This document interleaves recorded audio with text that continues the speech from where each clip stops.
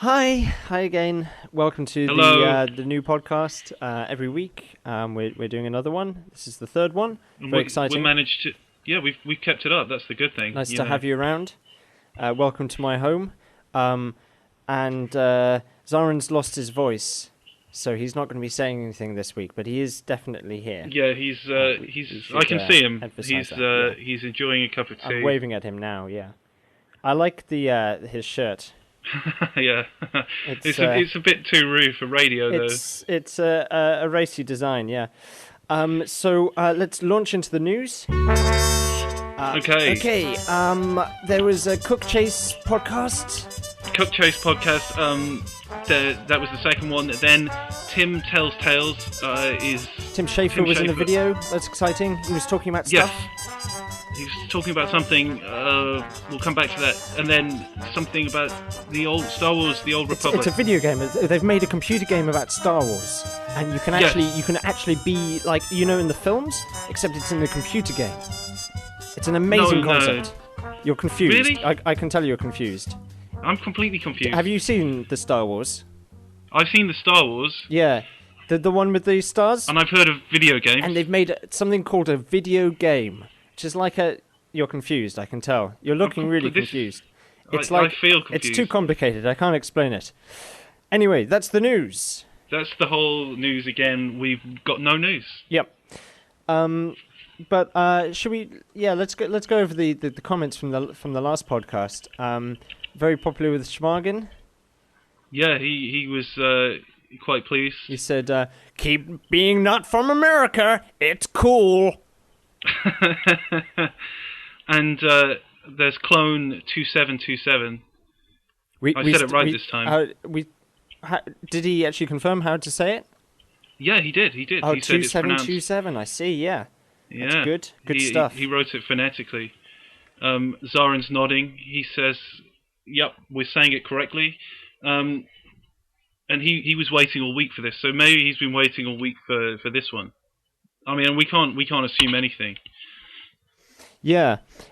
So I think the big news story of this week was probably the Tim Schafer being in a video. I was looking at the video.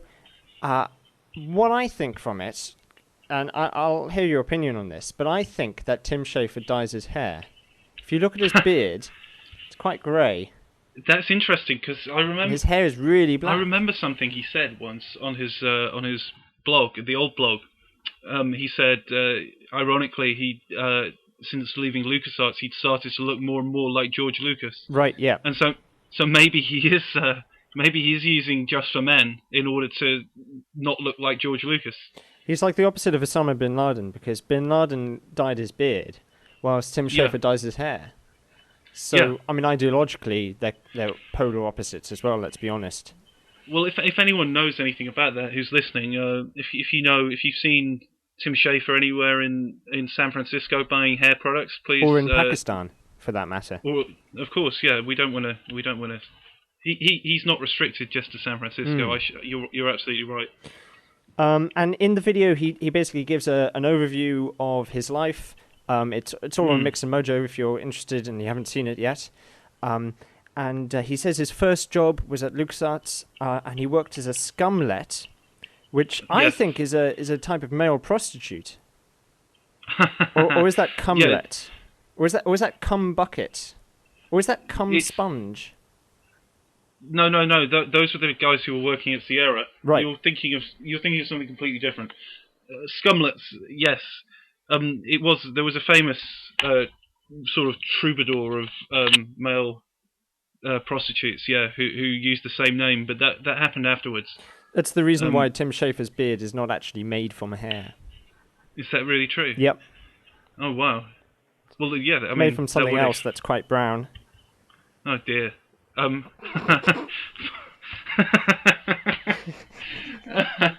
Okay. Go on. He didn't go into that in the video, and I can understand why. This reminds me of something I've been doing this week. I was feeling a bit stressed out on Monday, so I had a bath. And I decided I thought it'd be a nice idea to eat peaches in the bath. So I got like a tin of peaches, and I cut my finger on the tin. And because it was a really warm room, I bled quite profusely into my bath. So it looked like I was actually bathing in blood. If anyone had walked in, they'd have assumed that, if someone's, I don't mean to sound morbid, but if someone's going to split their wrist, they tend to do it in the back Oh, God, I hadn't thought of that. I think they would have been more distracted by my microscopic willy. Well, that's the kind of thing that they don't put into films where you see someone doing that. But in real life, I think maybe that's true. But they would have had plenty of time to study that. Tiny willy. They would have had plenty of time to study that after they'd found an ambulance. It's not like you're going to come round again. You've lost a lot of blood. Yep. And it was only afterwards that they would notice the tin of peaches and put two and two together. Yep. So we've got a new feature this week. Yeah, exciting new feature. We should do a new feature every week, I think. Yep. Just to keep it new, it's a feature featuring eBay products, and it's a proper feature because we've got a jingle for it. Zarin, can you fire that off for us? A LucasArts jacket, a Monkey Island magnet. I bought it on eBay. A lock from Gilbert's hair, a programmer's chair. I bought it on eBay. A Dig novelization, a CMI translation. I bought it on eBay. Star Wars Jedi Fighter, a Grim Fandango lighter. I bought it on eBay. Wow, that was interesting. I actually didn't think it was possible to rhyme the word novelization. But it does rhyme perfectly with translation. That's true. It's true, and both of those things are actually relevant to the things I found on eBay this week. Mm-hmm. The first thing is rare's capitalized. It's a rare LucasArts leather jacket. That's one word. It's a leather jacket. Never be worn. I'm not entirely sure what never be worn means. You can never wear it. It's cursed by the ghost of Ron Gilbert. That does make sense. Size extra large. It's $400, which is £246. We'll include the links for all these eBay items on the news post, by the way, so you can actually click them and maybe buy them for yourself or for your mother. We're effectively marketing these for the eBay sellers. So wow, Mix and Mojo marketing something? Linking to sales things? That's rare. People are going to say we've sold out. There's a first time for everything, guys. Yeah. It's important to point out that this is made in the US, and it's a perfect part of LucasArts history. I must warn you, do not bid if you don't intend to pay. I will file a non-payer compliant. He's going to file a compliant. One of the reasons it's so expensive is that Dan Petit allegedly died in that jacket. Is that true? In fact, some people would say that's the reason he died. That's why it must never be worn. Yep. Because it must still have... I mean, I wonder if it would be possible for us to buy this and get a DNA sample of Dan Petit from the jacket and then reconstruct him. Like in Jurassic Park. Exactly the same. That's what Telltale are actually doing, actually. When they say they're working on Jurassic Park, they don't mean a computer game. They mean that they're reconstructing Dan Petit's DNA in order for them... I like the thought of that. He's the better tester for... he was the better tester for Curse of Monkey Island, if I remember rightly. So, really? Obviously he's the best in the business because there were no bugs in Curse of Monkey Island. That's true. It was. It's actually got a trophy for that. It's the only game that was ever released completely clean. What other things are on eBay? Well, I found something crazy, and it's actually something I've seen before, but I'm going to talk about that in a second. This is ultra rare. There's an FM Towns Monkey Island available, which is the Japanese one that looks like a video cassette. And that is $820. Is that all? I mean, come on, you can't get cheaper than that. I mean, it's a Japanese video game, for Christ's sake. They don't have any video games in Japan. No, I mean... Well, they don't anymore, anyway. There's apparently only like 1 in every 50 households even has a games console. Yep. And on top of this, I've been told that they dislike American games, and also... There's a lot of problems to do with the yen and the dollar and exchange rates. So $820 for The Secret of Monkey Island on a console that you probably can't play. Yep. Is the bargain of the day. It is. And there's also a house on eBay. Is that right? Oh, there is a house, yes. I mean, this is really for The completist.